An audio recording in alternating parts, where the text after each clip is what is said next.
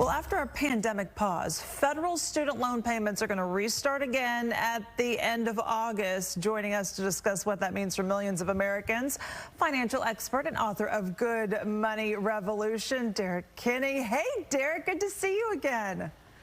Hi, Lauren. Great to see you. Thank you. Okay, here we go again. So federal student loan payments start at, or are supposed to start at the end of the summer. I think this might catch a lot of people off guard. But you say, right, those that should be paying and have been on a pause, they probably should have been paying all along in a weird way, right? In a weird sort of way, this is sort of like not going to the gym for a year and realizing, oh my gosh, I need to lose weight in the next 2 months. Hey. And it's a crash course on financial fitness and physical fitness. So what's going to happen is the payments will start again the end of August. And here's what I suggest people do. You have had a 3-year break, which is huge. Hopefully you've used the money well. Start practicing making those payments, but do it to your savings account, not back to the government just yet. Because you want to take advantage of the interest-free loans for 2 more months, but don't be caught by surprise. That way, you've got at least 2 months of payments in the bank. If something happens, you've got some reserve already built up. Okay, now if maybe you have that reserve, do you make extra payments? Do you play catch up? What should you do if your student loan payments, if you've got some?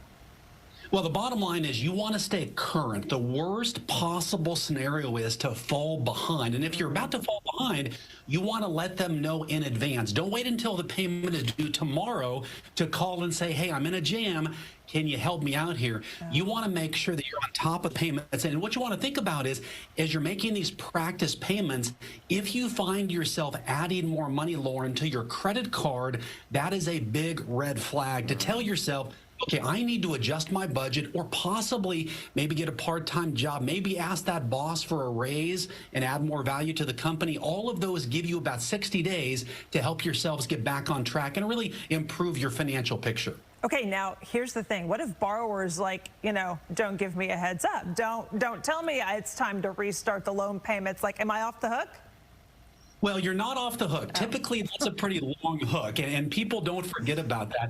People want to get paid. The bottom line is you want to look over your budget, and whether it's on your Mint app or on your phone, or just put all your paper account statements in front of you and figure out, here's how much I owe right now, and arrange it by the interest rate. You want to begin knocking down the highest interest rate debt. That way your money's working as hard for you as you work for it.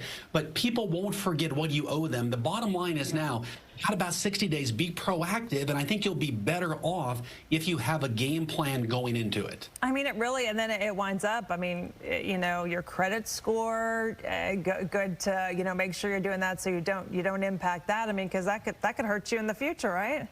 That can crush you financially. One thing we know, Lauren, is your credit score is like the magic number for your financial future. If you want to buy a house, buy a car, buy a business, your credit score is golden. So what you want to do is avoid what's called default or delinquency at all cost. If you're in a jam, you want to call the credit company immediately and say, look, here's my situation. Can we work out a payment plan, and let them know you're motivated to pay, but you don't want to let the debt just go away. If you're proactive, they'll work with you and it'll help preserve your credit score, which will help you down the road financially. Oh, that would definitely help. All right, Derrick Kinney, thank you so much. Appreciate it. My pleasure. Thank you, Lauren.